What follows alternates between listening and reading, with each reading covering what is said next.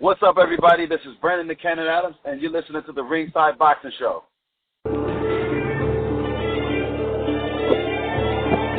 Live from Monterey on California's beautiful Central Coast, this is the Ringside Boxing Show. I'm Dennis Taylor, welcoming you to join me and my expert analysts, Travis Hartman, Rizwan Zahid, and John J. Responsi today and every week for the hottest, sweatiest show on the West Coast. And now, from Studio 1A, it's the Ringside Boxing Show. Hey, welcome to the Ringside Boxing Show on the Grueling Truth Sports Network. I'm Dennis Taylor, and you guys have probably heard by now that Tom Molineaux is planning to venture into the bare knuckle arena on Saturday in Florida for some strange reason to fight an MMA guy named Artem Lobov. Well, during the second half of today's show, we're going to connect with our inimitable boxing historian, Christopher James Shelton, who will take us back more than 200 years to a day when bare-knuckle boxing was a very big deal, and he's going to tell you the amazing story of Tom Molineaux, an African-American heavyweight who fought bare-knuckle fights in England and Ireland from 1810 to 1815, so roughly about 3.5 decades after the American Revolution, and he became a legend of his era. This is really fascinating stuff, and Chris is going to tell us the story as only he can tell it. So he's amazing, so stay tuned for that. You're going to enjoy it. Our British correspondent, Paul McLaughlin, has some technical issues over there in the UK, so he's got the week off, but we're going to kick it off, as always, with our expert analyst. Travis Hartman is a professional boxer, trainer, and promoter from Osborne, Missouri. He's now living and training in Orlando, Florida. Rizwan Zahid, the boxing journalist from Toronto. John J. Responsi is chief lead writer for MaxBoxing.com and DogHouseBoxing.com, and John and I are co-authors of Intimate Warfare, the true story of the Arturo Gatti and Mickey Ward boxing trilogy, which was an Amazon bestseller. So, hey, Travis, Tom Schwarz brought an undefeated record to America, and he was a Rocky Balboa-type long shot. So Tyson Fury surprised everybody, and he came out for Saturday's fight dressed up like Apollo Creed.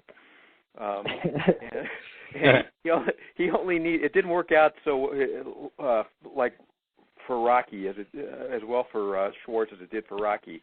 Tyson Fury needed 5 minutes and 54 seconds to bludgeon Schwarz into oblivion.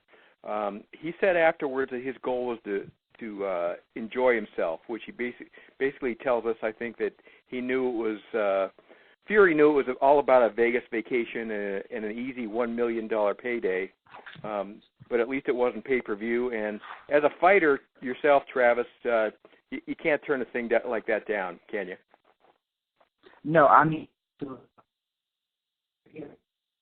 enjoying himself, but seriously,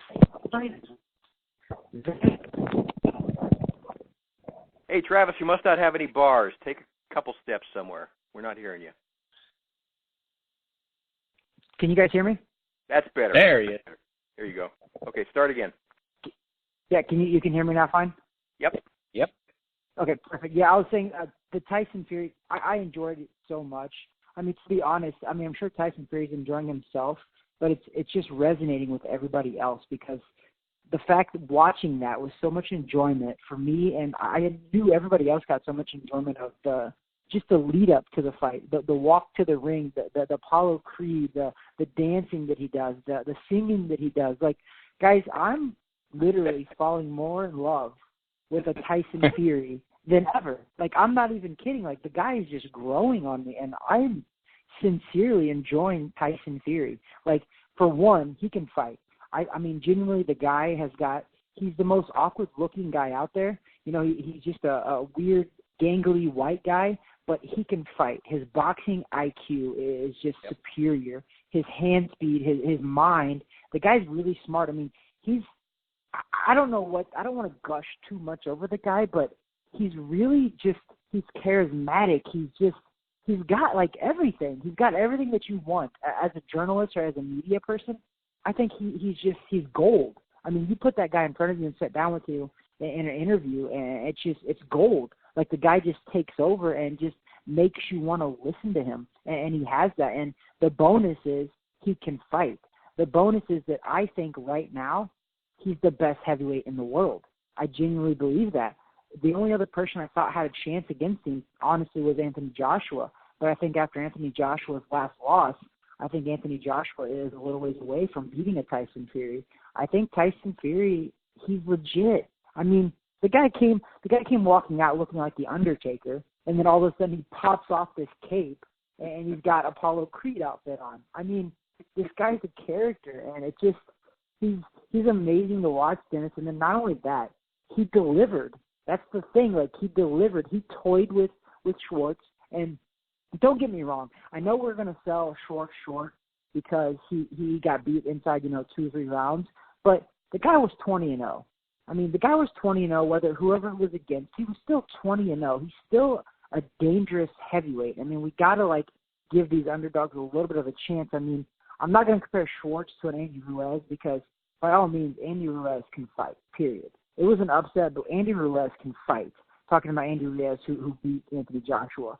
So I can't compare Schwarz to him, but Schwarz can fight. And he wasn't like he was just coming to lay down. Like, that first round was a really good round. Schwarz had a really tight defense, and he threw some really quick, snappy, hard punches that if Tyson Fury wasn't ready or if Tyson Fury took him too lightly, he could get caught. And that's the beauty and the beast of the heavyweight division. Even though it looked easy for Tyson Fury, I believe Tyson Fury trained really hard for that fight. I believe that he came out there and he didn't want to disappoint in his first fight of that $100 million contract. So I knew Tyson Fury was coming ready, and he did. And I'm impressed with Tyson Fury still, Dennis. I'm gushing over the guy. The guy is just, he's an oddball, but I'm drawn to the guy. And I feel like the rest of the world is too, because that's all everybody's talking about on Twitter, on Facebook, is Tyson Fury and his entertainment value and the fact that he came to the ring in Apollo Creed, the fact that he sang again. But we on the show know that he sings because he's been doing that for a while. But Dennis, it's a great time for the heavyweight division, and I'm excited about the heavyweight division. And I think you guys are too. I mean, with a guy like Tyson Fury, Wilder, Joshua, Ruiz now, there's so much drama. And as you know, drama always draws the ratings. And I think the ratings for the heavyweight division is definitely at unheard of high right now. And I see it to continue to grow. I mean, it's just, I can't talk about it enough, Dennis. You're going to have to cut me off because I could talk about Tyson Fury and the heavyweight division for the entire hour if you let me. Well, and this is probably for both you guys. John, you go first. The rap that kind of the rest of the boxing, the rap that Tyson Fury's opponents and his detractors tried to hang on him is that he's a boring fighter in the ring. Do you think that's unfair, John? Well, he doesn't have the power of a Joshua or Wilder for sure. Wilder has the most power of anybody, obviously, and Wilder hears that too. It's who he fights. He knocks guys out and all this. Somewhat, and that has to do with a bit of the depth of the heavyweight division. I'm not as in love with him as Travis. I think he's his own promoter, and I like that. And he seems like a very decent guy, and his story is very enthralling and all that. But the heavyweights of now. See, I sometimes groan because I think about how it once was, but I have to accept it the way it is now. And what he's fighting right now, like Schwarz, right? Schwarz was undefeated. I watched some of the tape. I didn't think he would win, but he had a good right hand. And if Tyson Fury, if it had been a real Rocky Balboa story, Tyson Fury would not have trained, would not have been really basically ready, and then Schwarz would have been totally ready, because that's what, if anybody remembers happened in Rocky, he knew it was his chance, and he surprised him. He did try a little in the first round, but it was obviously a showcase fight, a tune-up fight for. He said he would knock him out in one round, and as I wrote, he missed by one round. He missed by one. He knocked him out in 2 rounds. So he's, the thing about him that's really good, I think, because I think he's a good fighter, no doubt about it, but he's a great promoter, and he's great for the sport in that sense. He gets everybody talking about what he's doing, because a lot of what he does is totally audacious, provocative, whatever words you want to use. I mean, he dresses crazy. I mean, he's almost like, I'm reading a book about Evel Knievel right now. He's almost like him in the sense that he's charismatic. He wears wild clothes. He talks a lot, but he's a better guy in a lot of ways than Evel was. Rest in peace, there, Evel. But so he's good for the sport in that way more than anything else. And he lifts the heavyweights with him, mostly on his personality. You know, we have a thing called cult of personality, and he definitely fits that. And he can fight.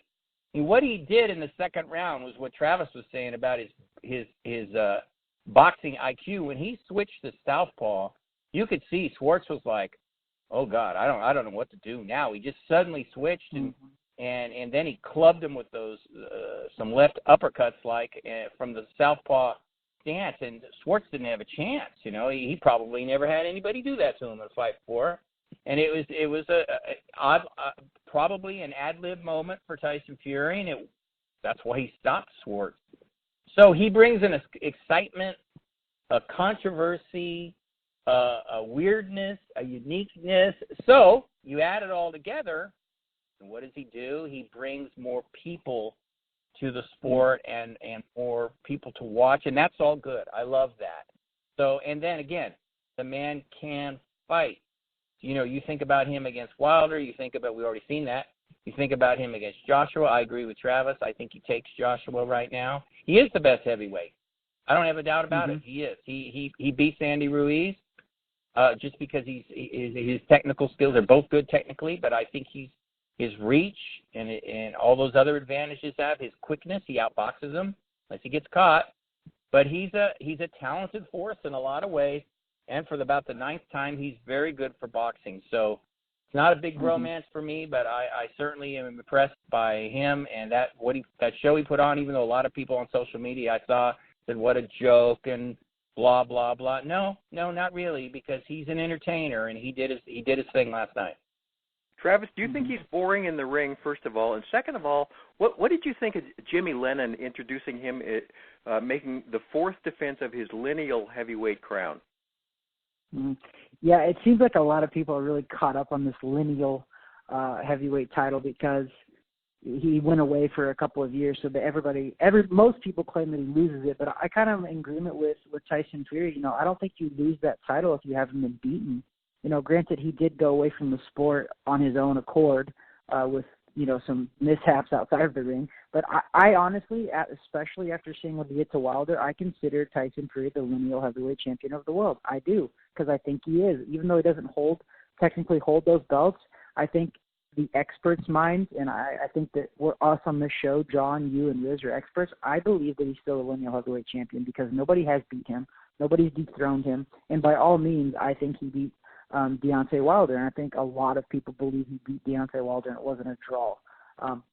So I'm okay with it, and it is what it is. I know a lot of people get hung up on that, but I'm not getting too hung up on it because Tyson Fury, I'm enjoying what he's doing, and like I said, I don't see anybody out there beating him, and I think that I agree with John that I think that he's the best heavyweight out there, and I don't know how you can't say that right now, this current moment, I think he's the best heavyweight in the world, hands down.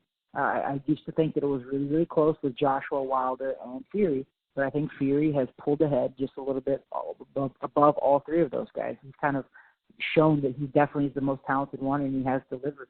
I thought something was funny, though, that the announcers in that second round when Tyson Fury turned left-handed, they called Tyson Fury the Terrence Crawford of the heavyweight division. I kind of chuckled. I actually texted Terrence was at the fight, and I actually texted Terrence and told Terrence that, and Terrence laughed and was like, I don't know about that.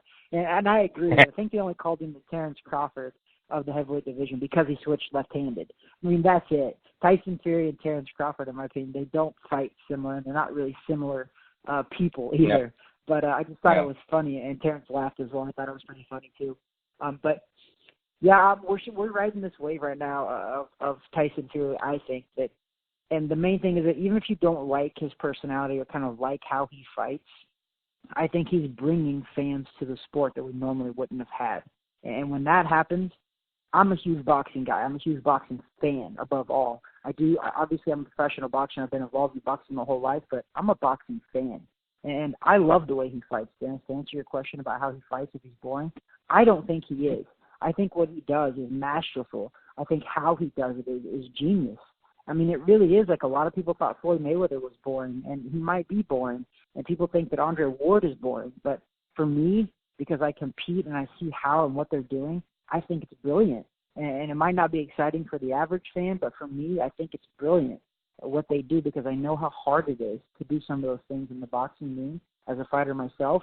So when I see those guys do it, Andre Ward, the Floyd Mayweather, and yeah, I'm putting Tyson Fury up there because Tyson Fury has the boxing ability, the head movement, the movement. Like, he's a heavyweight, Dennis. Have we ever seen a heavyweight that can switch left-handed like that? I've actually never seen Tyson do that. So that was the first time I've seen him do that. Yeah. And granted, he did do that against a guy like Schwarz, who Schwarz was pretty much in that second round letting Tyson Fury do whatever he wanted.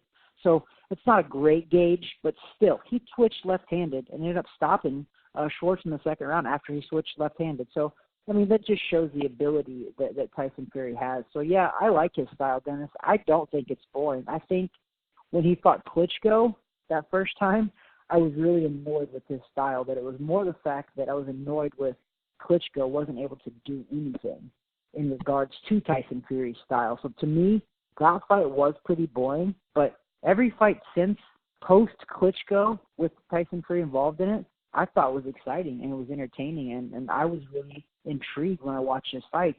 But the only fight I really was bored by and kind of annoyed by was Tyson Fury Vladimir Klitschko, and I think a lot of people probably were. But I think he fights a little different now.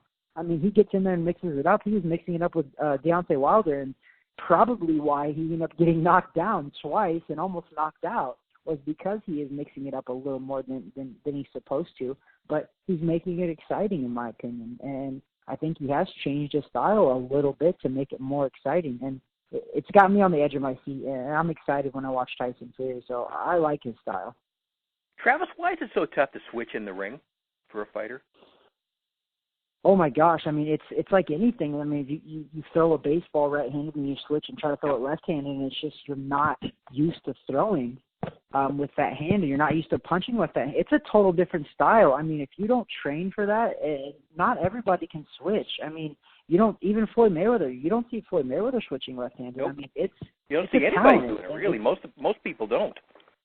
I mean, Terrence Crawford probably is the only guy that you do see do that is Terrence Crawford, because it is very rare, because it's difficult, Dennis. I mean, even if you are dominant and you can use both hands, well, boxing, you don't use just your hands. It's the bounce as well, because you're switching your style. Your left foot is now in the back side of your body, so your bounce is a little different now. So it takes a lot of talent to be able to do that. It's not just throwing your hands. It's that bounce as well, the twisting of the hips, because you're so used to your jab is coming off of your front foot. Now your jab is coming off of your right foot, which used to be your back foot. So it's Tyson Fury is a talented guy, and I think he was showing off a little bit by doing that, but he was showing us that, hey, that guy's talented, man. To switch left-handed and to be able to – he didn't just switch. He switched and punched from it and moved well in that left-handed stance. So, I mean, the guy's talented. Dennis, I can tell you it's very difficult to switch. I can switch, but there's a lot of people, and I would say the majority of boxing, that can't switch because they're so set and they're so used to fighting from that, right-hand orthodox stance, and they just stay that way because if it ain't broke, they don't fix it, is the old saying. So most people just stay left-handed and don't switch. But the special ones, I mean, Terrence Crawford can switch. Tyson Fury can switch now. I mean, it's just the special ones can do a lot of different things. Okay, let's switch to the WBSS cruiserweight tournament right now. John, you and I have interviewed a lot of referees on this show, and one of the things we sometimes ask them is, how does a referee know when he's losing something in the ring? When a ref gets old, how does it show up?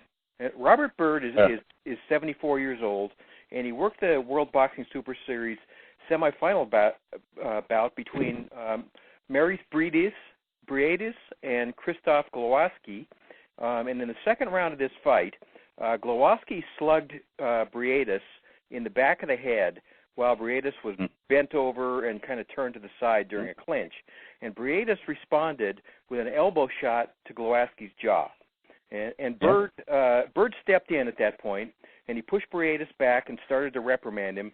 And that's when Glowacki, who didn't really appear to be badly hurt initially, went face down on the canvas. And it looked like a flop to me. It looked like a bad actor in a soccer game. It looked like Keanu Reeves playing soccer to me. But Byrd went over and told him, let's go, get up. And I think that was a mistake because Glowacki was blatantly fouled and he might have been hurt. However, Byrd subsequently did the right thing and then took a point away from Briedis. Okay, so watching the replay of all that, I didn't really have a big problem with the way Byrd handled that incident, other than telling Glowacki to get up. But at the end of the round, after Briedis hurt Glowacki again, knocked him down, he gave him the 8 count, and the bell rang and kept ringing repeatedly for 10 seconds while Briedis continued to pummel Glowacki. And he finally knocked him down again. So Byrd watched all of that happen, which made him look horribly incompetent. I'm also going to note, though, that the bell they were using sounded more like a sleigh bell than a ring bell to me, which I think could have been more of a factor than Byrd's age. And as a spectator, I didn't recognize the sound either. I thought maybe it was somebody in the audience ringing some little bell. You know, I didn't even really notice at first. The crowd was thundering, and that bell really sounded to me like something a rich old lady might ring when she wanted her butler to bring her breakfast, you know, rather than a ring bell. So Byrd's being ridiculed today for screwing up, and people are questioning his age, and there's no question he screwed up, but I'm not sure it was because he was old. So I'm kind of defending him here as a defense attorney. I think the circumstances contributed pretty mightily to what happened. So there you go. There's my F. Lee Bailey defense of Robert Byrd. What did you know, he's getting vilified today. What did you think of that? Do you think he's, you know, it's probably time for him to retire, but I'm not sure yesterday was the example of it. Well, when I saw it, this is going to sound mean, but when I saw it, I went, well, I'd go bye-bye Birdie. I thought of that song because, you know, he lost control in there. See, when Glowacki hit Briedis with that looked intentional to me as well, as was the elbow. I mean, he was bent, and he looked right at him and threw that punch and hit him in the back of the head. So if you want to play an attorney here or sit up on the fence, you could say, well, that was foul number 1, and then Briedis was upset because you don't hit a fighter on the back of the head. Travis knows this better than anything, and he responded. And the guy's a cop in his other life, so he responded like a tough guy. He said, look, it's like somebody hitting you low. You know, like, well, you're going to do that to me, I'm going to do it back to you. And he came back with an elbow, and it was a wicked elbow, Dennis. I don't know if you saw it later, but it was a hard shot, and I don't think Glowacki ever really recovered from that elbow, to be honest. I think the fall down was a little amateurish as far as acting-wise, but I think in his head, I think it rattled his brain a little bit, and he looked a little wobbly. And then you got a guy hitting you on the chin after that in the head. He goes down, and it's not like he's the kind of guy that's been knocked down a lot of times in his career.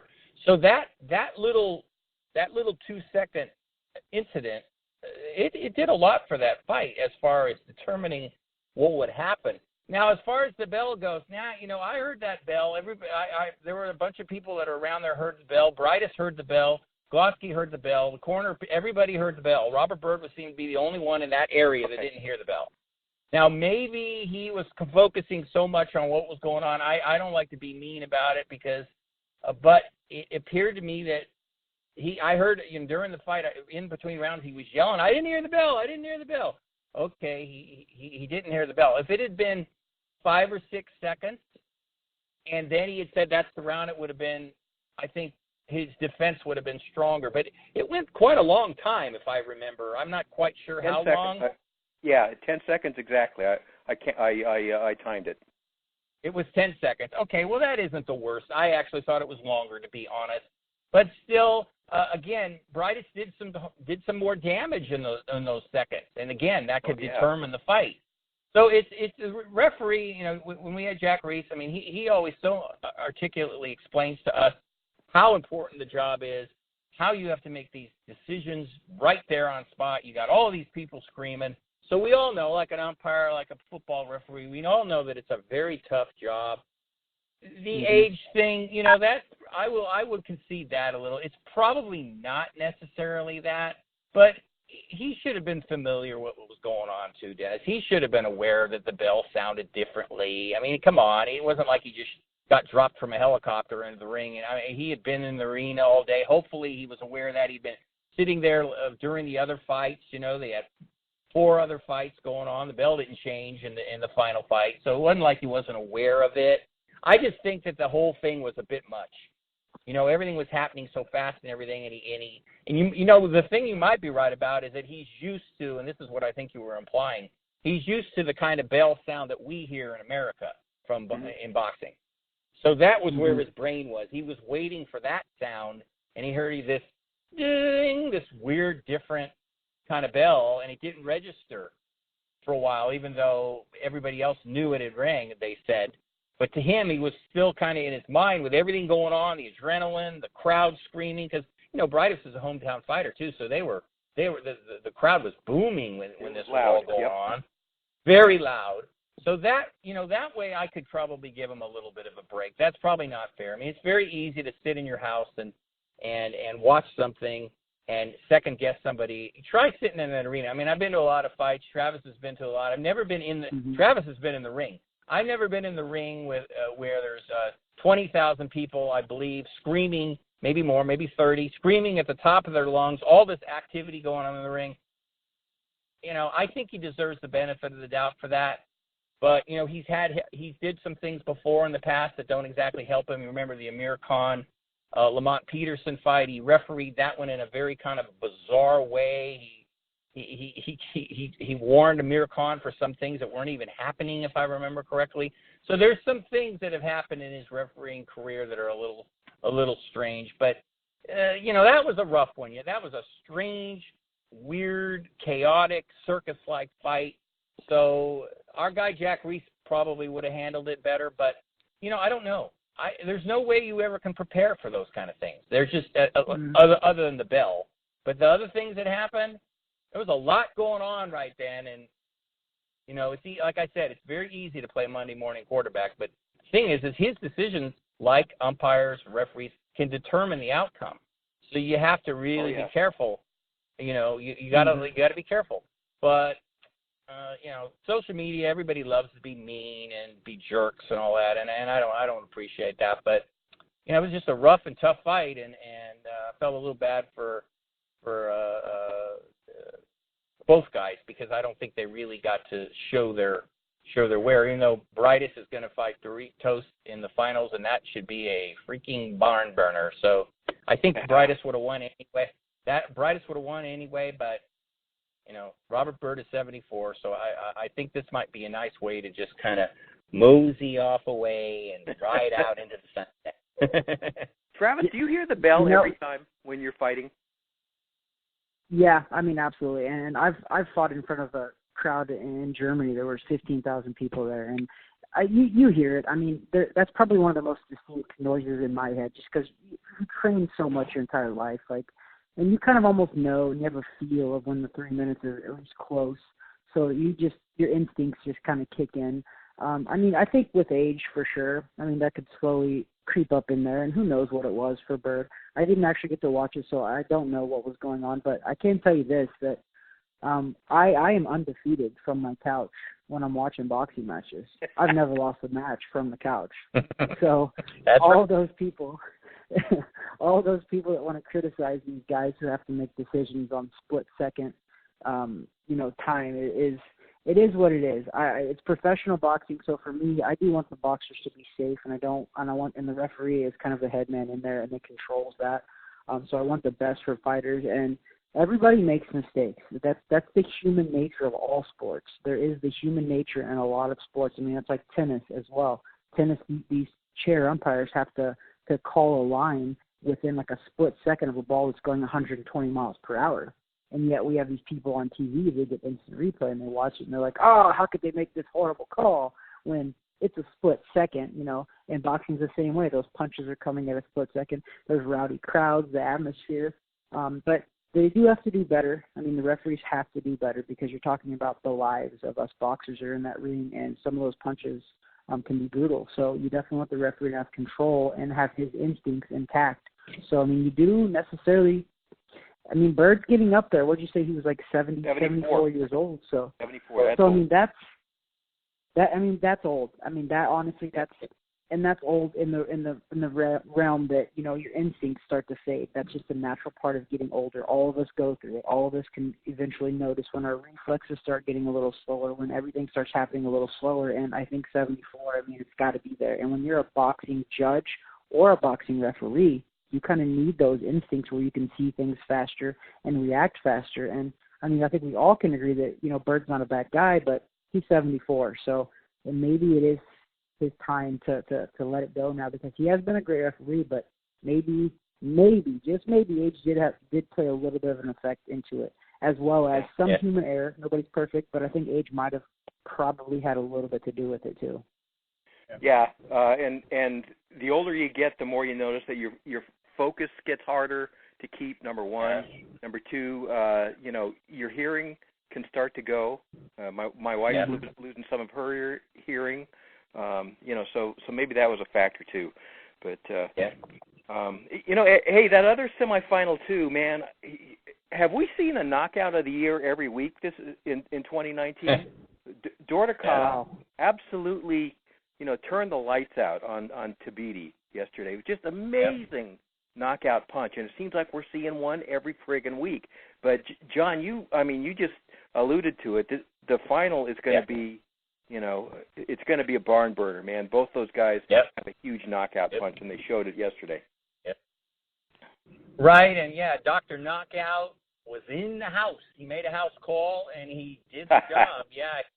You know, I know that's corny, but I used that in my article. But he's a tough fighter, and he was the guy who was knocked out brutally himself by Garcia. We remember he went through the ropes. It was a terrible knockout.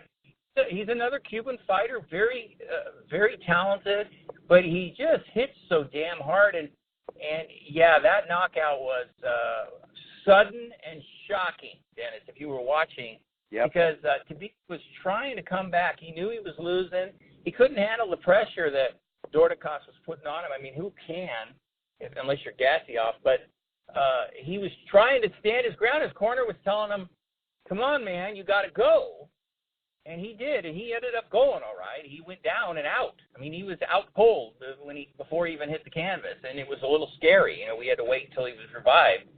And that guy, Dr. Knockout, he's got that kind of power. So him and Briedis in the finals, man, Briedis is a full-fledged tough guy who really gave Alexander Usyk hell in their fight. If you remember, he only lost a majority decision to Usyk, one of the best fighters in the world. So that tells you that he might be underrated in a lot of people's minds, because he's talented and he's just a rugged, tough guy. Dordikov is going to be coming towards him, throwing bombs. So this is it. Won't get nearly the media play that it deserves. But anybody who knows anything about boxing, I would advise them to make sure that they're there for that fight, because that one is going to be that could turn out to be a pure sixer. That if you don't see it, you're going to regret that you missed it. A pure sixer. Okay. Hey, did either one of you guys get to see Josh Warrington and Kid Galahad yesterday? I did not. I saw some of it. You did not. Okay. I saw most of it, Dennis, watching it. And then I watched parts of it again and parts of it again and parts of it again, and then threw an article together about it. But if you're going to ask me if the decision was fair, who won the fight? Yeah, I didn't have a problem with Warrington winning, because I started my article with the old adage that the challenger has to take the title from the champion, and Warrington was the champion. Kid Galahad was the challenger, and I didn't think he did enough to take the title. If you're going to use that old thinking, he was there. He was clever. He's a good fighter, but I didn't think that he did what you need to do. At least, and I like this actually. This thinking that you need to take the title from the champion, and unless it's a pure robbery. I mean, it shouldn't be like that. If you beat him every round and lose a decision, that's ridiculous. But the rounds were very close. Warrington is he's like the Energizer Bunny. You know, he's just very active and he throws a lot of punches. He doesn't hit very hard, but he's like that. And Galahad did a great job of stifling him and holding him, and he was doing a lot of holding. And I don't think that wins you titles. So Warrington didn't exactly win it in a big way, like I said, but I didn't have a problem with him getting the decision. And, of course, I wasn't surprised. This was pretty much Warrington's crowd. Oh, yeah. But I didn't moan and groan and go robbery like everybody. Every fight is a robbery now that somebody loses. I didn't see that. Galahad's team didn't complain too much. So, to me, that was pretty revealing. So, Warrington won the last 2 rounds, too. You know, he dug down deep, and he knew he couldn't hit Galahad very much, but he just kept letting his hands go, and then Galahad would come back. If Galahad had fought more instead of doing what he does, where he's very slick, very good defensive fighter, did maybe like Andy Ruiz said that he didn't do against Parker, went for it a little bit more, he probably would have won, but he countered, laid back, and like I said, to me, that's not how you take the title from the champion. That's how you lose a very close decision. This is the Ringside Boxing Show from Monterey, California. I'm Dennis Taylor. We're talking to Travis Hartman and John J. Risponti. And Rizwan must have got tied up at work today. Travis, Mikey Garcia and Danny Garcia have agreed to fight this fall. Mikey decided to stay at 147, even though he lost every round to Errol Spence in his last fight. Danny Garcia knocked out Adrian Granados in April after losing to Sean Porter last September. This one's interesting. Who do you like? Man, Dennis, I'm not going to lie. You just broke the news to me because I did not know that fight was happening, so that is phenomenal. So you're going to get a real true reaction from me right now. That's phenomenal. What a fight. Like, where are we at in boxing right now where all of these guys, there's no more cherry picking. Like, these guys are they're full on fighting everybody. And props to Mikey Garcia for being such a throwback fighter to where he goes up like 2-3 weight classes and doesn't care. He's just calling everybody out. So I love this fight. I mean, it's so hard because just when I think Danny Garcia is kind of fading away, he goes and knocks out a guy like Granados who's never been knocked out and who honestly has never been dominated in any of his losses. And the fact that Danny Garcia knocked him out was so impressive. And then now Mikey Garcia is coming off of a decision loss. So you got to think that his confidence has got to be shaken a little bit, but he's one of the purest, cleanest boxers out there. And if anybody could beat a guy like Danny Garcia, it would be Mikey Garcia, because I think Danny Garcia has a lot of flaws. I think he's got a lot of sloppy punches, but he punches so hard that he gets away with it most of the time. But I think Mikey Garcia will make him pay for it. But right now, Dennis, can I go ahead and call that it's going to be a draw? I'm going to call Danny Garcia, Mikey Garcia a draw. The Garcias are going to fight to a super amazing, exciting draw, and we're going to get a rematch, and then we're going to get a trilogy, and it's going to be awesome. Okay, I'm gushing too much, but I don't know. This is a great fight. I think it's an even fight right now, and it's very hard to make that decision, but I'm going to stick with the draw. Maybe I'm going to get lucky again. I remember when I called, I think it was Victor Ortiz and Peterson. I called that a draw, and it ended up happening. I got lucky, so maybe I'll get lucky again. I'm going to call the Garcias a draw. John, how do you like this one? Man, this is 50-50. Yeah, it's interesting. There's intangibles because Garcia moved up and fought Errol Spence. Mikey did, and he was overwhelmed. Basically, let's be honest. He had no answer to what Errol was doing. Errol was stronger, quicker than he thought. Mikey didn't look like he didn't have a chance. You could see it in the third round. The fight was basically over. He couldn't hurt him. So to me, that's an intangible. What is he bringing up to 147 that he had when he weighed 135? You know, he's knocking guys cold. He was slick. He was a good defensive fighter. He still has those skills, but he's fighting bigger guys. He's fighting a guy who's used to fighting at 147. He's fighting a guy that looked good in his last fight. Really surprised me. That was a Danny Garcia who let his hands go. That was a Danny Garcia that I hadn't seen in a long time. You think Danny's on a little momentum now, that he'd be that guy, but obviously he's fighting Mikey Garcia, who, even though he lost, has a great reputation, very well deserved. This one, just like trying to pick one, like I'm with Travis here. I can't say a draw too, but it's a 50-50 fight. I just wonder, the only thing I have about Mikey that concerns me is going up in weight like that and what he brings. Danny's going to be, I think, stronger, more used to it, a little bit more crisp in a sense because he fights more.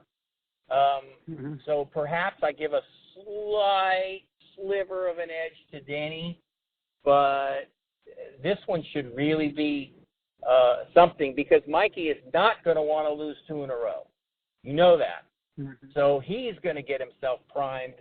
But if he's the Mikey that we saw against Errol Spence, then I give, like I said, I give the edge to Danny. But if maybe perhaps he'll be a little more used to weighing 147, then I think he could probably outbox him and win a decision. If Danny goes into his little cocoon thing and doesn't throw a lot of punches and sits back and plays counterpuncher, he'll lose a decision. I don't think Mikey can knock Danny out. I think that I've seen Danny Garcia maybe buzzed once or twice in all the years. Yeah. So it's going to be one of those fights that I think you're going to say, through 10 rounds, I don't know. And then maybe the last round or the last 2 rounds will decide it.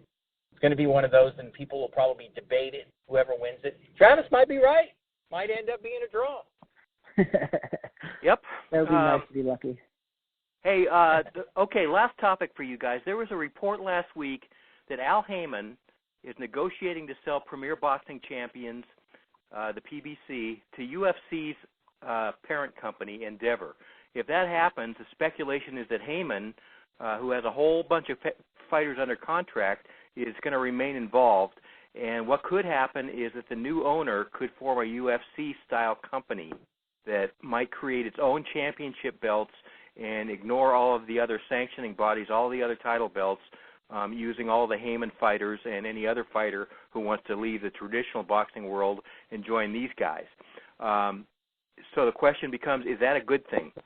Travis? Oh my goodness, I don't know, but I do know that it was a big investment to be in the PBC. I think that Waddell and Reed invested like $300 or $500 million into it.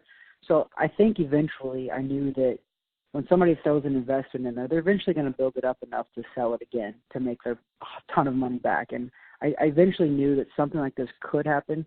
I was just hoping that it wouldn't be like a UFC entity, because I think you're right. What will end up happening is UFC, they're very dictatorship type, where they only have one title. It's his title. He picks who fights for the titles. He gets to rate everybody. There's not 4 or 5 sanctioning bodies.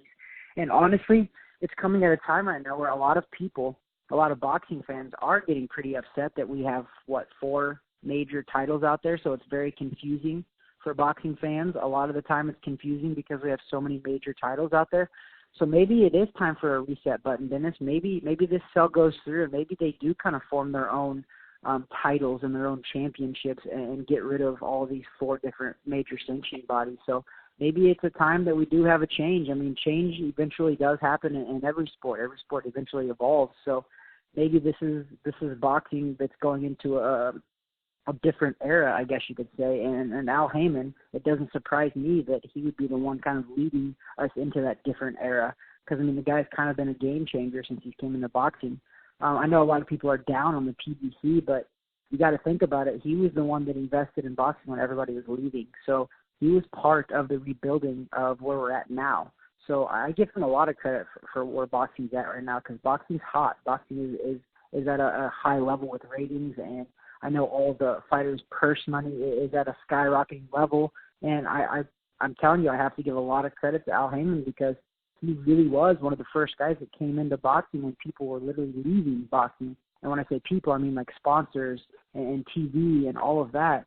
And he came in and gave this $500 million investment into the PBC series, into bringing boxing back to, primetime TV, NBC, CBS, and things like that. So I give him a lot of credit for that. The only thing that I worry about, Dennis, is I am an old school traditional boxing fan, probably like you and John. I like the way it is. I don't want to change, but I also can see if they do form this new boxing group, that there would be one title, and I think I would probably be happy with that, because you guys, Dennis and John, you guys are back from the era where there was one champion, Muhammad Ali. He was the only champion, a heavyweight champion of the world. There wasn't 3 other ones or 2 other ones, so maybe it's not such a bad thing if that does happen. I don't like the fact of UFC having any kind of control over boxing. That's the only thing that I don't like. But whatever happens. If Al Haymon stays on board, if the UFC Institute does end up buying him, and Al Haymon stays on board and kind of runs that, then I think that the boxing tradition will stay intact. But if they do this one sanctioning body, look out, WBC, WBA, IDF, and all of those guys, they better watch out because they might go bankrupt, because I think all the fans across the world are looking for that one champion again. They're tired of hearing 3 and 4 different champions per weight class. It is confusing. It does muddy the water. So I could see something like that actually working, Dennis, and bringing back a lot of the old school traditional fans too, because like your guys' era, you guys appreciated it when there was one champion, and I think that I would as well. Yeah, you know what, though, John, the one thing you can say about having 4 sanctioning bodies is they turn 4 different fighters into somebody. When they were, they just would have been contenders.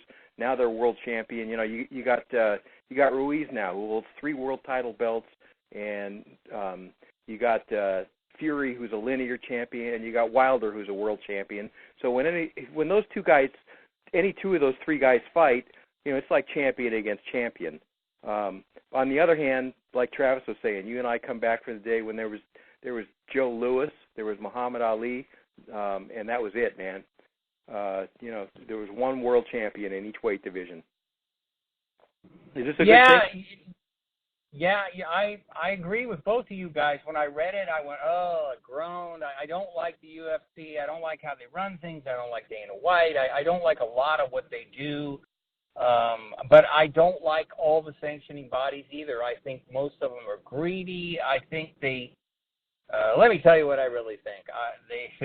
They give so many belts out, and not just world title belts. They're one of my big in my craw. The silver, the diamond, the pearl. Exactly. I feel like all you got to do is show up now, Travis, and you get a belt handed to you. It's cheapened it in the day you're talking about when the champion was the champion.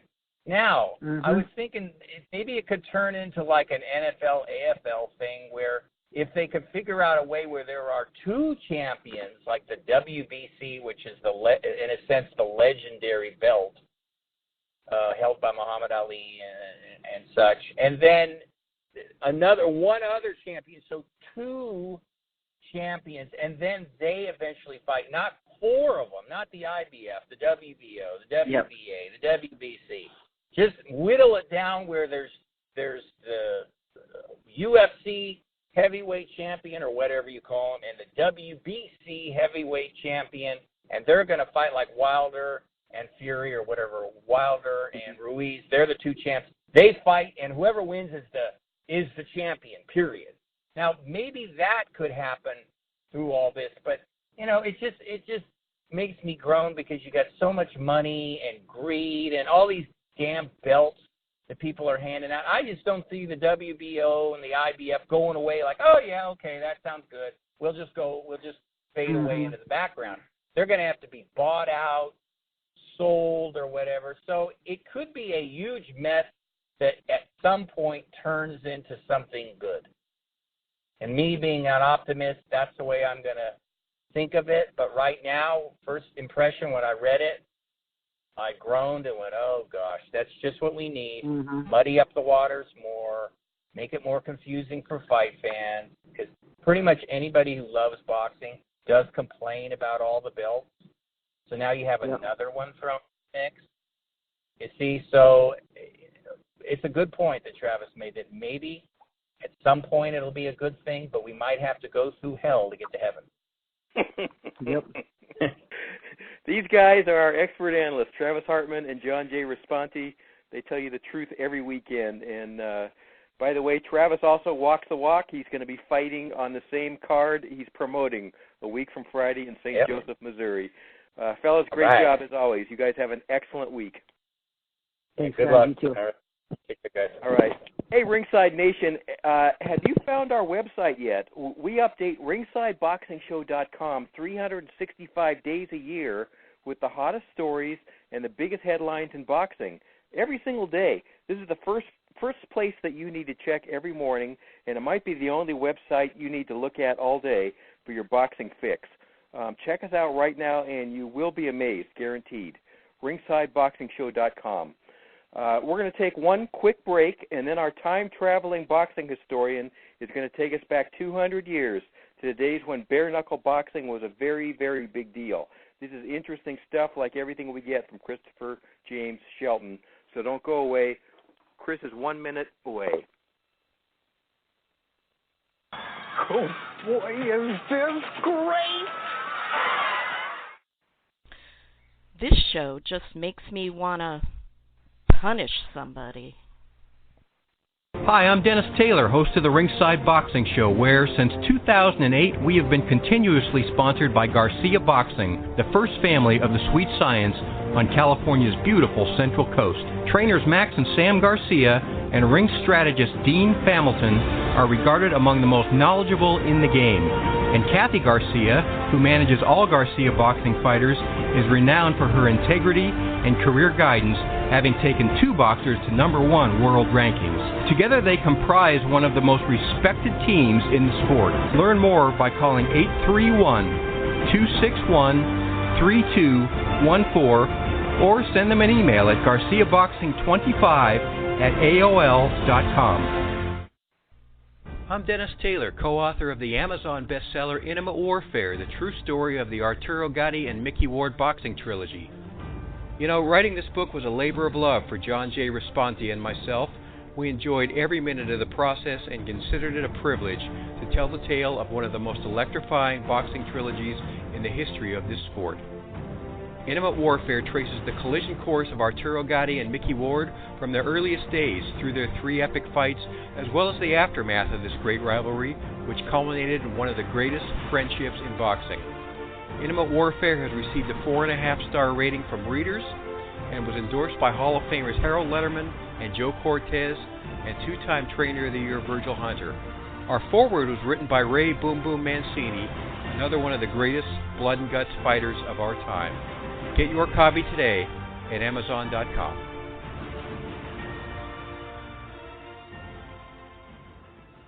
Welcome back to the Ringside Boxing Show on the Grueling Truth Sports Network. I'm Dennis Taylor, and we are joined once again by our own Mr. Peabody, creator of the Wayback Machine, which I guess makes me the boy apprentice Sherman. Ask your grandparents about the adventures of Rocky and Bullwinkle and friends, young people, for context about Mr. Peabody and his boy Sherman.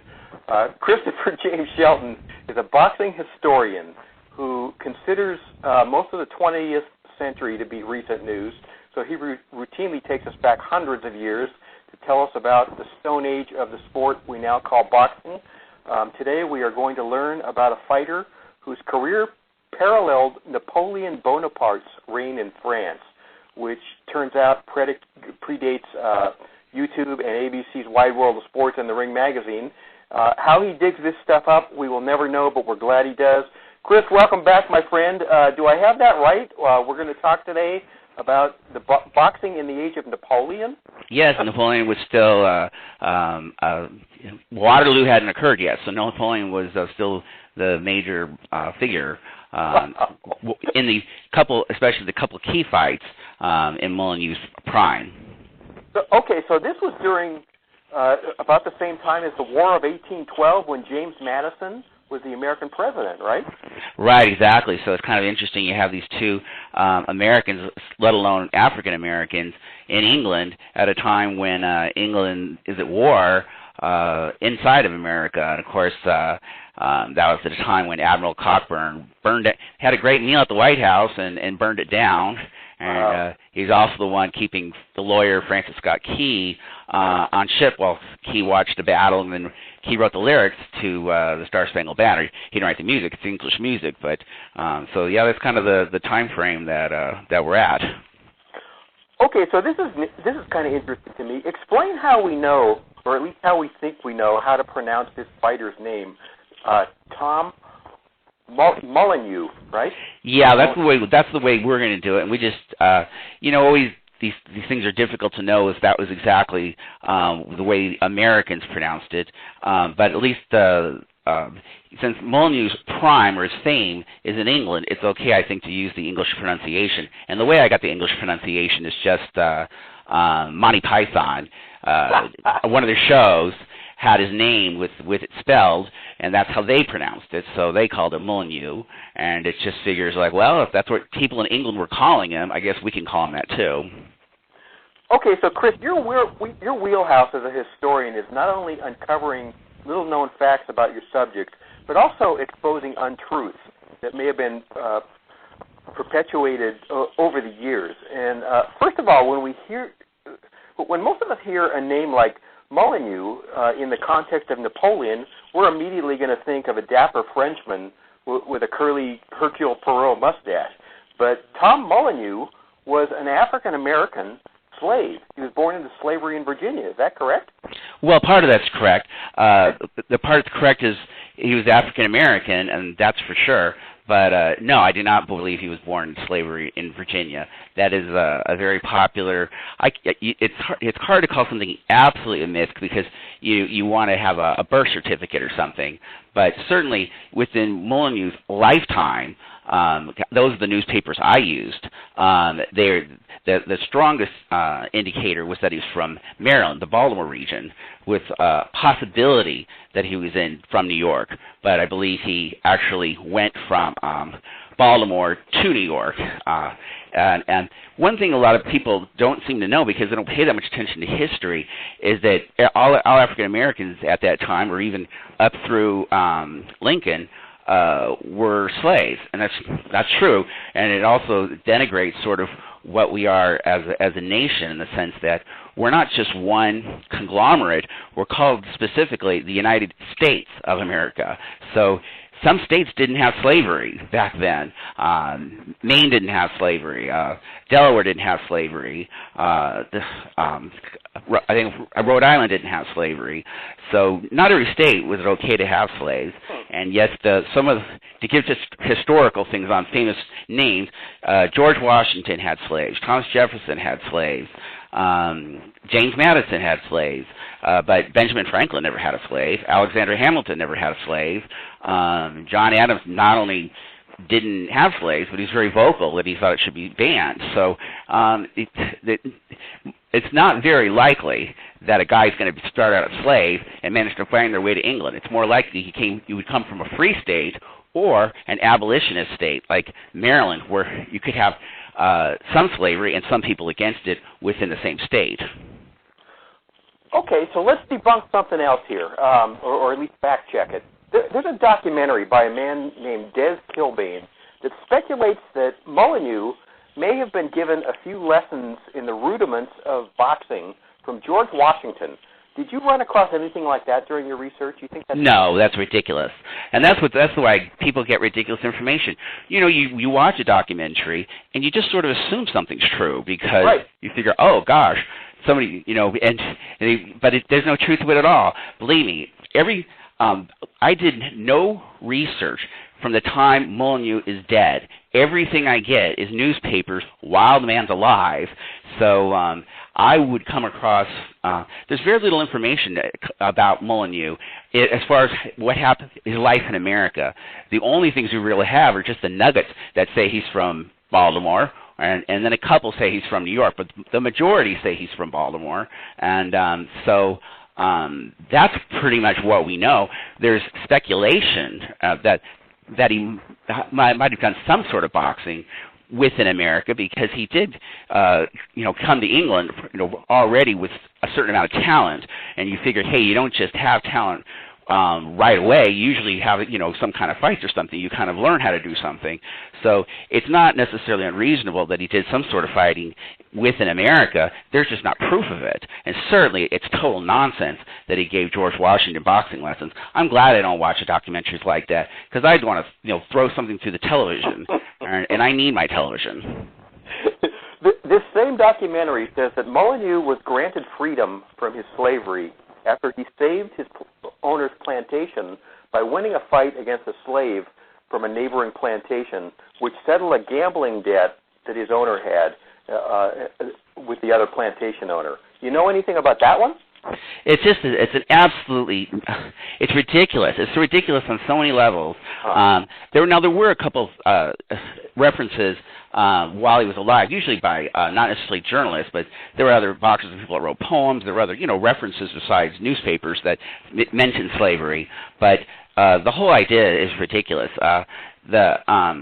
First of all, that story picked up its fame within America because there's this real racist guy, Henry Miles, who wrote a book involving, a lot of pugilists, and Molineaux is one of them.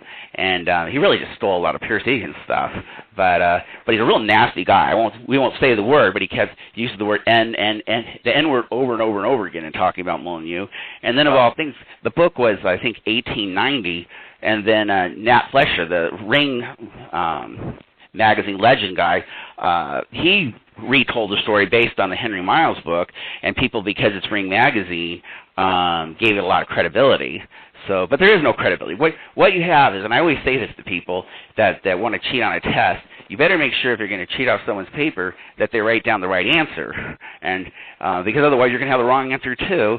And that there's almost, well, if lots of people say this happened, that makes it true. And it's not. It's not just because a documentary says it happened that it's true, and just because Ring magazine said it happened it isn't true.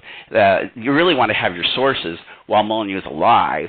And the whole idea that a slave owner put up $100,000 or put up a certain amount and got odds is ridiculous, because that means somebody else or more than one person had to lose $100,000. And people like Thomas Jefferson was very rich in that sort of circa period of Molineaux's life. And certainly Thomas Jefferson didn't even have $100,000 to just blow. So that's just something that somebody decided would be an interesting story, and then it got picked up by people. And again, there's no truth to it. And I guess that's one of the reasons why I get to have some kind of audience or something, is that people know that I try really hard to get to the truth, and that, again, all my sources are Molineaux's lifetime. So after 1818, I don't really care what somebody wrote, and I don't want to read it or look at it because it's not the same thing as when he's alive, the contemporary information. Okay, so we're talking about like around 1810, and Tom Molineaux made his name as a bare knuckle fighter, and we've covered this before on this show. But for people who haven't heard our previous interviews, how different was bare knuckle fighting from the boxing we know today? Well, I would say that bare knuckle is probably almost like a different sport than boxing, but they're usually linked as like one sort of evolutionized into the other, even though there was boxing with gloves that was a little more similar to today, way before bare knuckle, long before Jesus was alive. But just to give a couple of the examples that are different is, in fact, they don't wear gloves, and that you can do choke holds. You can wrestling. You wrestle somebody to the ground, a wrestle throw, and then land on them usually. Around.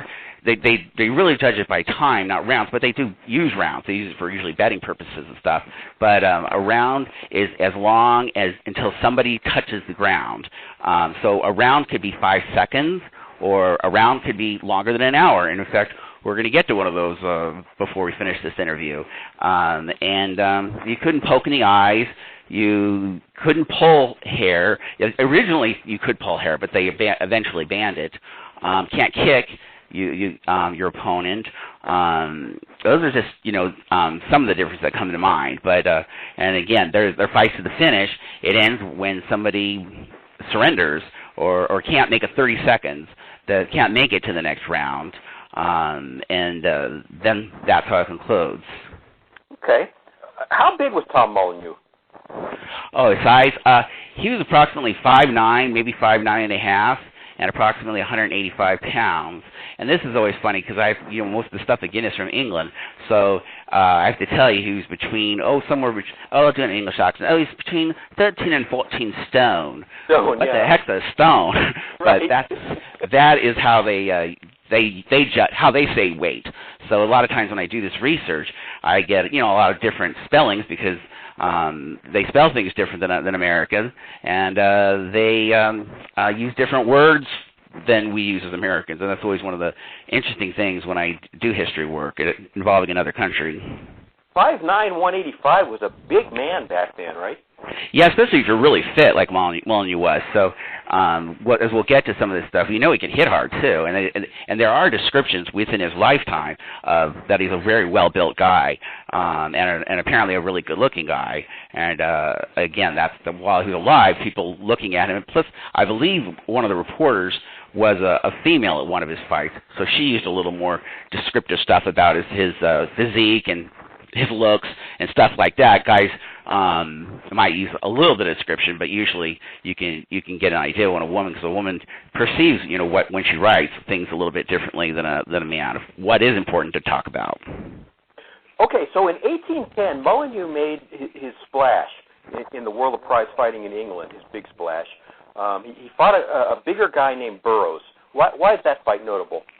Well, it's notable because there's where Molineaux shows up in as far as being published, because now the reporters wrote about this fight. It was actually an undercard fight, and Bill Richmond, who was also African American but spent most of his life, a majority of his life in England, was his cornerman, his second, and. So, yeah, two African Americans, which I guess made it no newsworthy. Plus, Burroughs had a reputation. So it's not exactly clear how Molineaux met Richmond. It's too bad Richmond didn't write his memoirs. But yes, because it was at least high profile because of the fight above. I had crib fighting, who was also very popular, and people were very impressed when they saw Molineaux by the way he looked, and that he was a hard puncher. He kind of kept at that moment. He kept his one hand sort of within, sort of covering himself or his face, and then sort of hit out with the other hand, and that he usually would aim at the head, and that's what he did with this man, and it was impressive enough the way he gave this guy, the fight lasted like around an hour. They gave this guy a real serious beating to the head until Burroughs couldn't make the round. So his cornerman, Bill Richmond, this guy was a star in his own right? Yeah, he's a very well-known figure, I guess, and he was a person that he would speak with more of a English accent than would say something like Molineaux, because he spent I think he moved to America when he was something like 5, 6, 7. He was very young when he came. When he came to England, he was very young.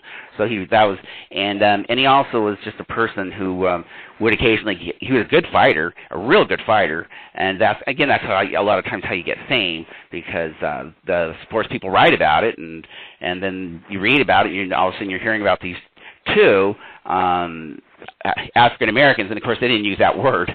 And that's where Molineaux shows up for the first time. Now we have some kind of proof of his existence and what happened during the fight, and now we actually have something to work with. So they both had a certain amount of notoriety. After the Burroughs fight, Molineaux took on a guy named Tom Blake, whose nickname was Tom Tough. What's important about this fight? Well, it's just another high-profile fight. Tom Tough was a well-known fighter, and he had been in a couple high-profile bouts. So he was a person considered one of the best bare-knuckle fighters in England. So now Molineaux, who already now had a name, was going up against someone with a name. And the reason I'm going to use Tom Tough as his name is that's the name he wanted to use. Just like we were doing an interview about John Wayne, I wouldn't keep calling him Marion Morrison or whatever his name was. Right. Tom Tough, that was his entertainment name. And so Molineaux also really very quickly disposed of Tom Tough. He had him out in 8 rounds, but really that only means that the fight lasted a little less than like 10 minutes. And this time he was a little bit different fighter than when he fought Burroughs, even though they weren't separated that much by months, and that's because Richmond, when I was teaching him, so Richmond was a person who had taken boxing lessons in some way, and he encouraged that Molineaux used the jab more, because Richmond used the jab, and actually Richmond used a double jab, sort of, and so Molineaux now is using a double jab, and he didn't fight exactly like Richmond, but Richmond was obviously giving him tips, and so how to fight, how to be a better fighter, and by using those tips, he really, because Tom Tough was just the guy who says, I'm going to walk forward and grab you or hit you or throw you down and stuff. And people are very impressed that Molineaux, this double jab, which Tom Tough originally was able to sort of block very early, like in the first 2 or 3 minutes, and then the punches just started breaking through Tom Tough's ability to block them. And once he started getting hit in the head by Molineaux, even though it was just jabs, you're in real trouble, and that fight was over soon. And it led already to being able to fight the bare knuckle champion Tom Cribb. Yeah, you mentioned Tom Cribb a minute ago. He was a big deal in the first decade of the 1800s, wasn't he? Yeah, certainly. Anytime you win you win the championship, you're going to be a big deal. And he did it. I'm not a big Cribb fan, but the person he defeated is somebody I really liked a lot, Jem Belcher.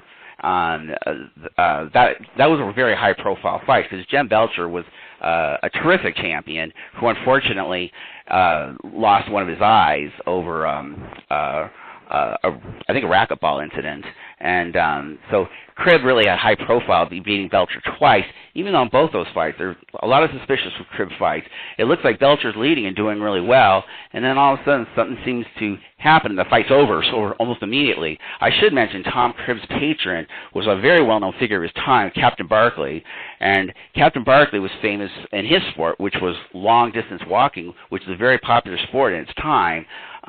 But even then, in the published reports of the time, were mentioning that Barkley was involved with rigging some of these fights in order to, get the gambling money and stuff. So it wouldn't surprise. His patron had money. Tom Cribb's patron had money, but he was certainly the man was not averse to rigging these things or doing something to make sure he got his gambling money. Okay, so there was some chaos and controversy in Molineaux's fight with Cribb. What's that story? Well, because when they finally fought, it was obviously a pretty high-profile bout, and the fact that it was the first first African American to be fighting for a title made it and made him stand out. And of course, Richmond's with him, and Richmond stands out because they're black, and Molineaux was really dominating this fight, which really impressed people until about the 19th round. And in the 19th round, he had Cribb pinned. He had grabbed a hold of him in a chokehold and then forced him into the ropes. And so when you're forced into the ropes, Cribb couldn't move, so now Molineaux was in a position to just start beating on him. And again, the round doesn't end until the guy touches the ground with his knee or something, and Cribb would have wanted to fall down, but Molineaux wouldn't let him, which is totally legal. That's in fact that's a terrific bare knuckle thing to do, and it's hard to believe that approximately 200 people wound up getting involved in rushing the stage. The first thing they did was Molineaux, his hands were and pinning him and trying to free himself, they were clenched to the rope, and so they're all grabbing his hands and hitting his hands, trying to get him to free Cribb.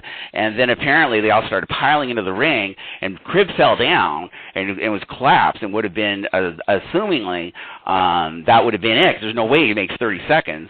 But with all the spectators in the ring, you had to get everybody out of there, so Cribb had a lot of time to recover. And at least I give England a lot of credit for this, because there's some racism that comes from their end too.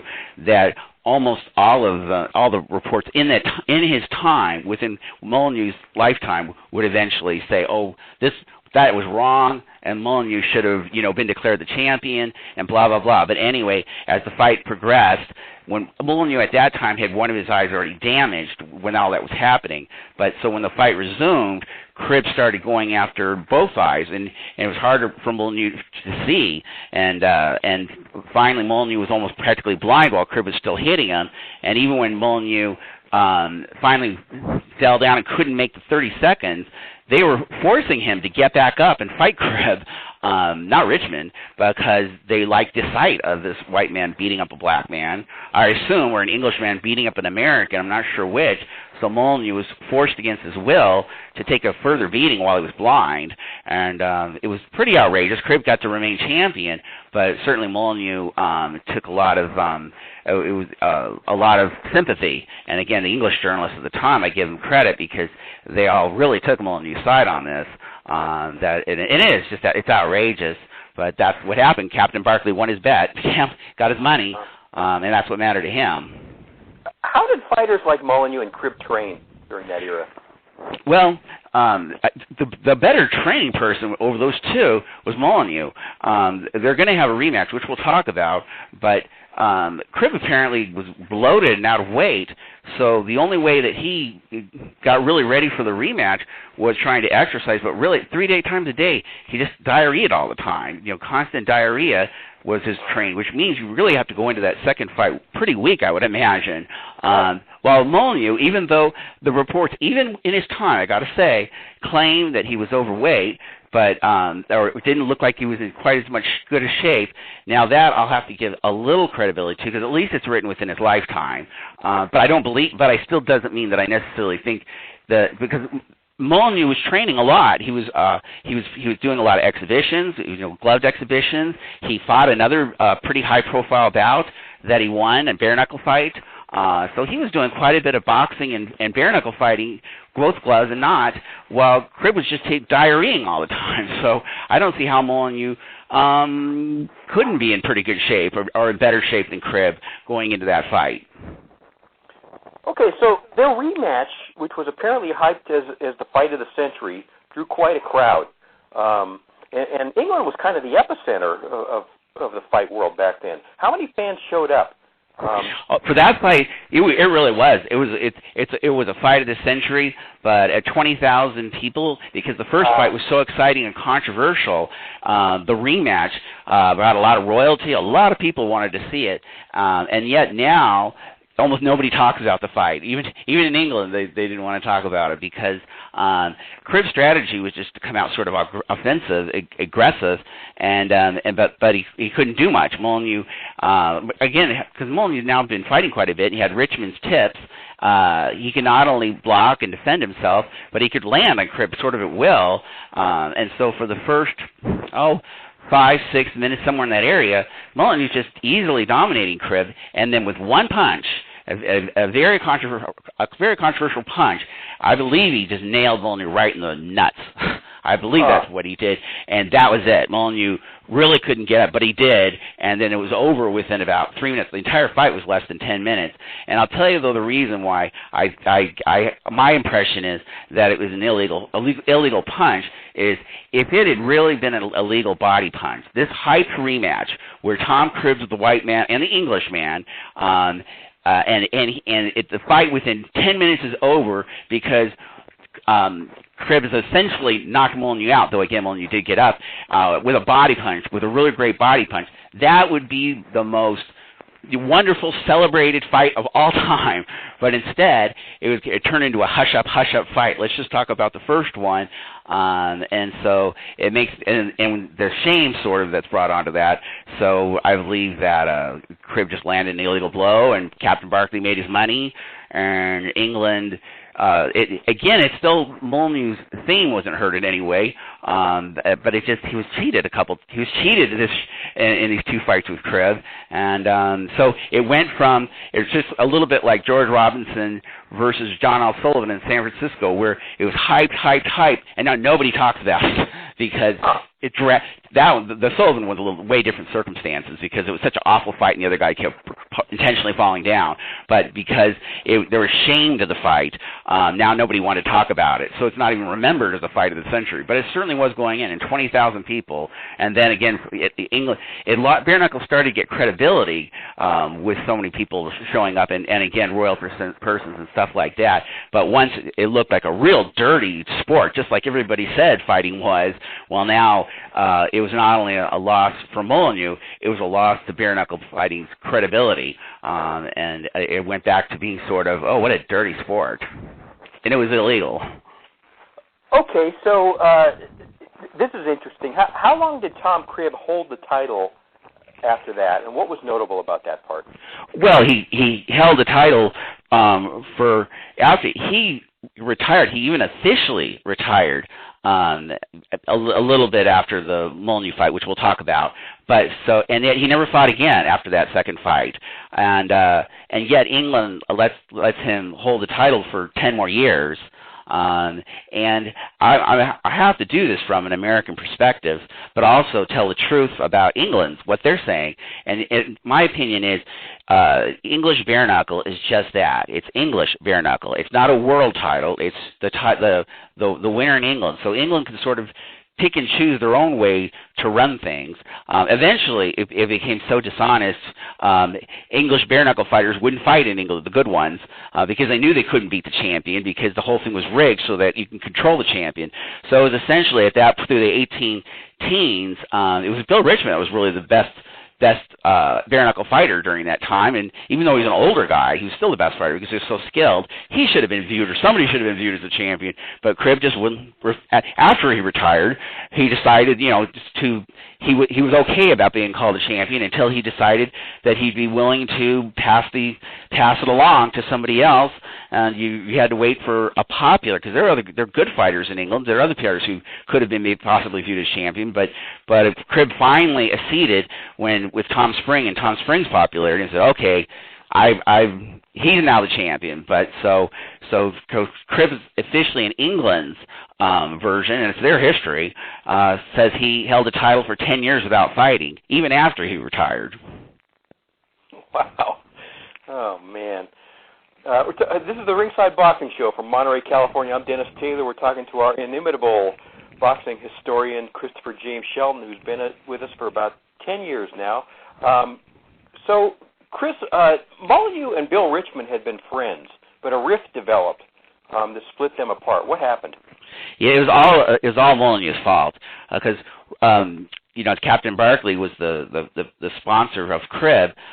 Bill Richmond was the sponsor from Molineaux, and Richmond let Molineaux live in his home, and he apparently loaned him something like 150. Well, in fact, it was 150 pounds, which I think it's somewhere, I guess, would be $300 dollars on American money, and this would be in the early now 18. After 1811, and Molineaux refused to pay Richmond back after all the things Richmond did for him, because Molineaux, when he had his money, he liked to blow it, and he certainly didn't want to blow it in his mind by paying back his friend and his sponsor and the daddy owed, and so Richmond did go to arbitration to get an official judgment against Molineaux, and Molineaux still refused to pay. And of course, the reason that's important is because now Richmond could go to the law enforcement and say this guy isn't paying his debt. So they put Molineaux in prison over it. Eventually, somebody did pay the debt, but it wasn't Molineaux, and so Molineaux was released. But yeah, that's pretty bad. It's just like today, though. You loan somebody money, good luck getting it back, and then the person's mad at you, even though you were really nice to them by loaning it to them in the first place. Okay, so Molineaux and Cribb actually fought one more time for a third time, but this one was an exhibition using gloves. What's that story? Right, and that is the day that Cribb officially retired. But as his retirement, they had several exhibitions. Richmond also boxed, a couple times, and Molineaux boxed a couple of times, including Cribb. And of course, that was very popular to see them in the ring together, and to apparently look like they're friends even though Cribb had really robbed Molineaux. But Molineaux was also not a real mean-spirited person. Now, it wasn't very nice that he didn't pay back his debt to Richmond, but that doesn't mean that he walked around, being a mean, arrogant sort of person. So it was a chance for people to get to see Cribb and Molineaux one more time, because now it had been looked back sort of fondly, especially the first fight. Several boxing exhibitions, and that was Tom Cribb's official retirement. Meanwhile, somewhere along the line, he held the title for another 10 years. Okay, so you got another story to tell about a guy by the name of Abraham Denston. Who was he? Well, that was one of Molineaux's exhibition fights, and he would visit various towns and let anyone who wanted to challenge him fight him, and that was one that really the people really enjoyed it. Molineaux fought more than Denston on that day, but this Denston apparently is a really big guy. He towered a little bit over Molineaux, and then Molineaux, being such an experienced boxer, just knocked this big guy around, which really impressed everybody and such. And it also does give a slight credibility that Molineaux had fought in America, probably in New York, because Molineaux did so well against Burroughs in this first high-profile fight, and Denston's proof that if you don't have any experience boxing, you're not going to do very good against somebody with a lot of experience, as we learned with the UFC guy when he took on Mayweather. You're going to look like a fool, even if you're a bigger guy or a stronger guy, and so. So yes, it's really interesting to have these gloved fights, and if these weren't, there were many of them were exhibitions, like when Cribb and Molineaux fight. Well, that's one where nobody's actually going to win, but this is one where it's a boxing exhibition. But Molineaux could have been defeated. It wasn't in advance that okay, we're going to go X amount of time and it's going to stop. So Molineaux was winning these things, but they're not usually necessarily. They're not added to, obviously, to his bare knuckle numbers, because it's not a bare knuckle fight, and also it's not something that was publicized as anything other than, hey, John L. Sullivan did all the time. I'll fight anybody if they want to put on some gloves and fight. How well known was Molineaux in the U.S.? Well, by this time he was very well known. This is when you really, for the first time, it was after the first Cribb-Molineaux battle where you finally have Molineaux's name in print in America in the newspapers, because it was a well publicized fight in England.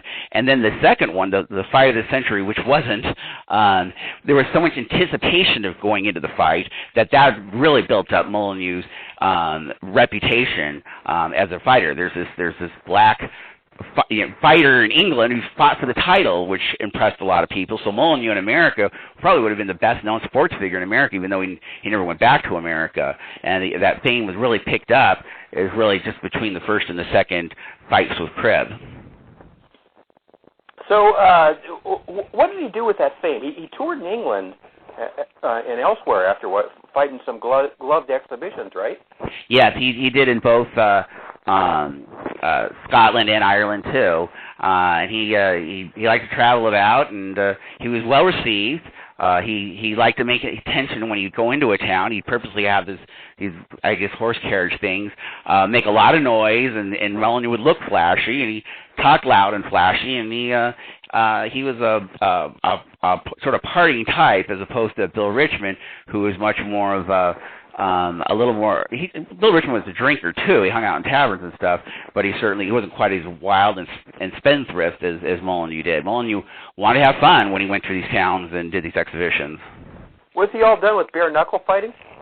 No, he still had a couple bare knuckle fights. He did fight Jack Carter, who was a well-known English pugilist, not very disliked by the public and the journalists for some reason, but Molineaux seems to dispose of him pretty easily. But the newspaper said for the first time really bad things about Molineaux's fighting and the way he looked. They said he didn't look like he was in very good shape, even though he did win pretty easily.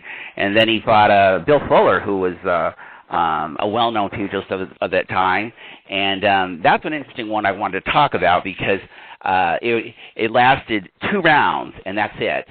So if you look at it, if you were thinking of it in glove boxing terms, you say, "Wow, Molineaux disposed of him in 2 rounds. That's great." And, Molineaux, but how long was the fight? It was over an hour. It was longer than several of other Molineaux's fights combined, including the first one. And the reason it was over an hour is because of the first fight, Molineaux did what, a lot of white people did. Now, one thing Cribb did do that I'll give him credit for, I don't want to just absolutely blast the man, because is Cribb did have a good jab, or at least he emphasized the jab and a little more thinking. Same with Bill Richmond. They're the two that really put a lot of attention on the jab, and that Cribb would do a lot of backing, which at the time fans usually wouldn't like. Richmond did backing too. Fans usually wanted them to go forward and just fight offensively. So so this time Molineaux, who usually stepped forward, but his style, he did learn to use a little bit of reach and jabs from Richmond and stuff, but Richmond was the type of person who also would punch to the body, and while Molineaux almost always was a head puncher, and Richmond is certainly excellent at these wrestling throws, and Molineaux didn't like to do that stuff. So all Molineaux did was really back and back throughout the first round, and then finally he got knocked down. The Fuller knocked down Molineaux, and then in the second round, I guess Molineaux was giving him a beating, but somewhat. But again, all his backing was happening. So, but again, with nobody touching the ground, the Fuller's seconds came into the ring to check on him, and by that, then that was an automatic disqualification. So the 2 rounds lasted over an hour, and Molineaux scored no knockdowns and no throwdowns, and yet won the fight. But it was the journalists at the time did not like the fight and really criticized Molineaux heavily, But anyway, just so again, it's so interesting to know that bare knuckle rounds can be 5 seconds, and in this case, I believe there was one round was over 40 minutes, and the second round was 20 minutes, and so that's an interesting one to bring up when you're talking about bare knuckle history. Okay, so and there was also a notable fight against a guy whose name was Glasgow. Is that right? Like Scotland? Oh no, that's where they fought. That's where they fought. Okay. Yeah. Well, Molineaux probably wasn't quite in the shape that he was in. So at the time, so he did lose a final battle in Glasgow, and now he looked really bad too. And I guess it's just Molineaux's ways of partying, having fun. So that his final fight that was official as a bare knuckle, Molineaux took a pretty bad beating, legitimately this time around. It wasn't. There's nothing to suggest that there was any sort of illegal activity that took place to the opponent, and that was it, sort of. What do you know about his life after his career? Well, he continued to tour as best he can, and he had a name for himself. He didn't do what a lot of people did, that's really smart, is when you have a name to parlay it into, various activities. He really just tried to get money and spend it, and women and booze and the likes. But he really didn't live long after his final fight. He was dead by 1818, and his name's not. It's not exactly sure how old he was, but the reports published of his death say he was only about 38 years old. So that means even when he had his first fight that was high profile in England, he was around 30, which again suggests that when they talk about the differences, that Richmond spent almost all his life in England, so he had an English accent and such, but Molineaux was an American who spent most of his life in America. But I don't care what some documentary says or what Ring magazine says, there's not much known what was going on in Molineaux's life for those years before he came to England. Any idea why he died young? They said he had wasted away and he was really skeletal. So it's not clear whether it was tuberculosis or something, but the published reports suggest that no, Molineaux did this through partying too heavily and not taking care of himself. I can't say anything other than just that. He dissipated away, and by the final 2 months of his life, he was in Ireland, and he apparently was death-ridden for those 2 months with 3 black people that he was living with who were taking care of him during those final 2 months. And I think it's also interesting to point this out too, that Molineaux, in the high time of that 1810 to 1816, 17 run of a lot of fame and partying and having fun, that he had a servant, and his servant was white. So that's kind of interesting when you think of America, that it would be probably surprise a lot of people that a black man would have a white servant, and that people were sort of shocked because a servant wasn't black, or as the English journalists said, anyway, he wasn't a Frenchman. So it would have been all right if Molineaux had a Frenchman as a white servant, but to have an English white man as a white servant certainly rubs some journalists the wrong way, and probably people that weren't journalists and just didn't write their opinions. A couple more questions for our boxing historian, Christopher James Shelton, here on the Ringside Boxing Show. So Chris, you wrote a really long story on the Cyber Boxing Zone, a very respected boxing history website that was several months in the making. Do you enjoy the research and the writing? Well, I guess I I really do. Sometimes that's one of the things that's very exhausting. And the writing part, I guess, I don't enjoy it, but I sure enjoy it when it's done. I enjoy reading it, and I'm glad that I do it. But the research, I would say, I guess, is fun. It's very exhausting, again, on your eyes and stuff. But I guess I just love history. So for me, this is history that I write about and get to share with other people, and I hope they enjoy it. I saw that there's a lot of people that have read the story and commented stuff because they really want to go back and forth. They really want to say, hey, this guy's telling the truth, that he's not a slave from Virginia who had a $100,000 bet on him, that this guy's from Baltimore, maybe New York, probably Baltimore.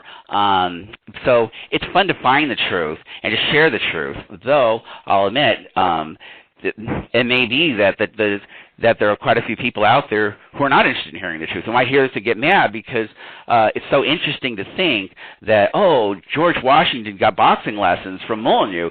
That's great. That's a great story. And here I am saying, there's no way in hell that happened. That takes the fun sometimes out of stories. But I guess it's, when you're doing these things, whether it's documentary or some show or something, a lot of these boxing guys they have to have like a Tom Tough. They want to have an image, and they want to have stories. So, puff on a cigar and kind of talk in that rattly tone and start, and then telling some truthful parts of the story and telling fake things that didn't happen and just not really worrying about it. I mean, when you show that documentary, I'm glad you talked to me about it, but anybody that doesn't listen to the show is going to believe this stuff like that. They're going to go, wow, that's great. Or I have no idea what Wikipedia says about Molineaux, but it's probably all bullshit, but I lose my mind. I can't have time to look at that nonsense. But other times, it might say, there are people that read my research and then switch around what it says on Wikipedia, which I guess that's fine. I do like to have my name attributed to things, but Wikipedia doesn't do that. So some things get changed because of me, but I don't know how much Molineaux got changed because of me. And that I enjoy being a person who has a reputation for at least trying my best to tell the truth. And as a Catholic, and I'm not telling other people they need to be religious. In fact, the people that did the artwork for my story are atheists. But I believe God tells the best story. I really do.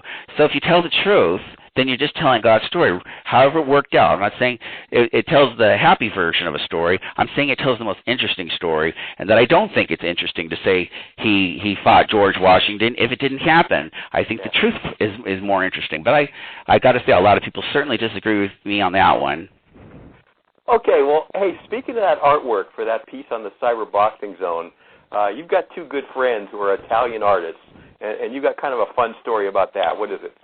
Yeah, Federica and Alessandra. I asked. It's nice to have friends. I thought I wanted the story to be special after all those months of working on it, and I didn't like just going to images and getting what people assumed about Molineaux. Now there was a painting of Molineaux in his lifetime, so that's good because now I know what he looked like. So I was able to send that to my friend Federica. Now one thing before I say that is that Federica, and Alessandra are both wonderful people. Federica is a far more talented artist, and but Alessandra views herself as sort of the Angelina Jolie of Italy. She really views herself as in sort of, I want to do good things and stuff. Now, Federica is a wonderful, very moral person, but she likes the idea of being more of a rebel, a little more of a bad girl. So since I had Molineaux and Cribb, and I viewed Cribb really as the villain, and Molineaux as the hero type, I sort of switched their roles. I asked Alessandra, the hero person, hey, could she take the villain Cribb and do a drawing on him, which is something else to look at. But I like it, and I was really happy Cyber Boxing Zone published it because I'm not sure everybody thinks that should be published. But Federica, who I knew was a brilliant artist, I wanted her to do Molineaux, even though she's and she just did a magnificent job. I mean, it's so beautiful to look at, and a lot of people will use that and put it on their pages for other things, but they usually tribute Federica's name or something when I see it, and actually they say courtesy of Federica. They never talked to Federica in her life, but I'm okay about that, and I was really also pleased that the art director for the Village Voice, Peter, I forget his name. I mean, I met him. He was part of a story written about me, but he really liked Federico's drawing, so he published it in print in America. So I was really pleased that he did that, since he's obviously a very sort of powerful person who sees a lot of art, and so I was very pleased that my two female friends did that for me, and again, Molineaux is very special. So I sent Federica the one painting existence of him, but I didn't want her to replicate it, and I knew she wouldn't. Federica's the type of person who people say she sees things the rest of us don't see. Well, that's a great thing for an artist. So Federica modernized it and then used that sort of tactics. It might really make me old-fashioned, but you used to get Kellogg sugar flakes or whatever, and they have little baseball cards that had this sort of little spots on and stuff, so it made it almost look like it was 3D and stuff like that. And Federico also used that technique, modernized the way Molineaux looked, and really a spectacular job with his eyes, so he looks young and vibrant again, which is what I like. What I hate is when they do these drawings of old fighters, and it looks old. It looks, stuff. I like the idea that, one time Molineaux was a young man, and I'm glad he looks like a young man again, and that's the way Federico portrayed him, and I used it for my first book, Boxing in the Time of Christ, but the story is in the second book, Bare Knuckle. I figured if for a first book, I'm going with my best drawing, so that's why Molineaux's on the cover of the first book. But the drawings, I used it again, but not as the cover. Even I used Federico's drawing, but not that one, for the Bare Knuckle book. But the story is in my second book, Bare Knuckle, on Amazon, $5.99, if they want to read the whole distance version. And I'm really proud of it because it did take several months to write and such an effort to tell the truth. While we're on that, give people an idea how many books you've written and how they can get them.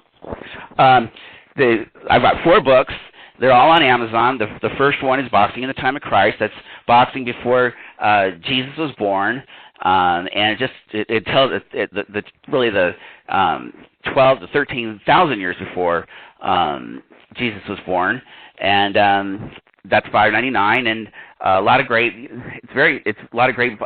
Those are mostly all glove boxing fights, incidentally. The second one's Bare Knuckle, and that is from 1722.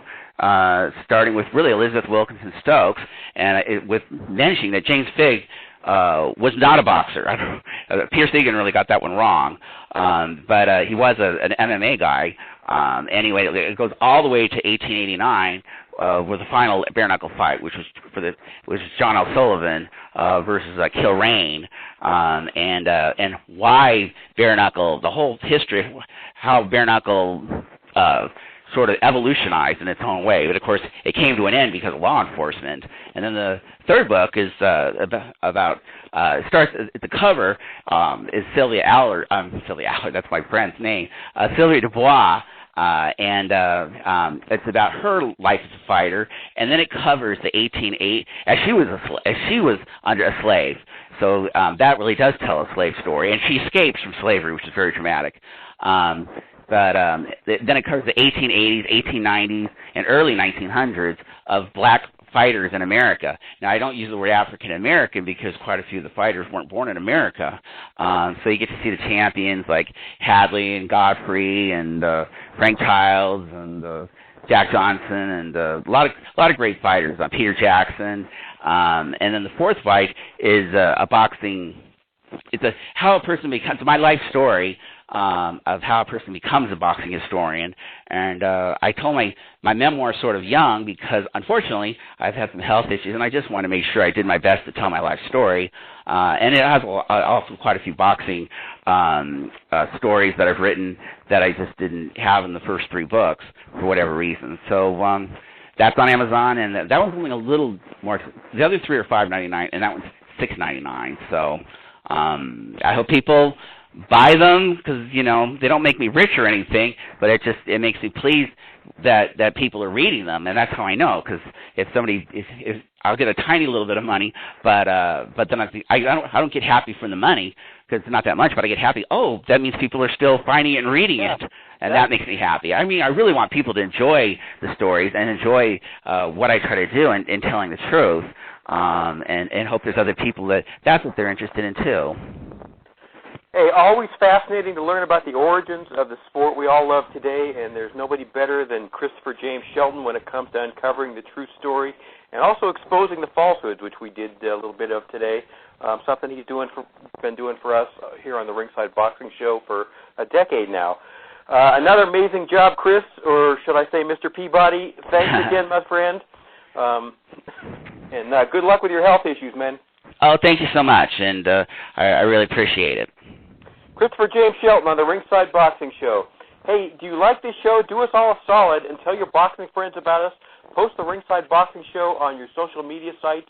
Help us grow. Also, if you have not yet discovered the #1 boxing site in the world for daily boxing news, you got something to add to your bucket list. We update ringsideboxingshow.com 365 days a year with the biggest headlines and the hottest stories every single day. If you're a hardcore fan of the sweet science, this should be your first stop every morning, and it might be the only boxing site you need to visit all day. Check it out right now and be amazed. ringsideboxingshow.com.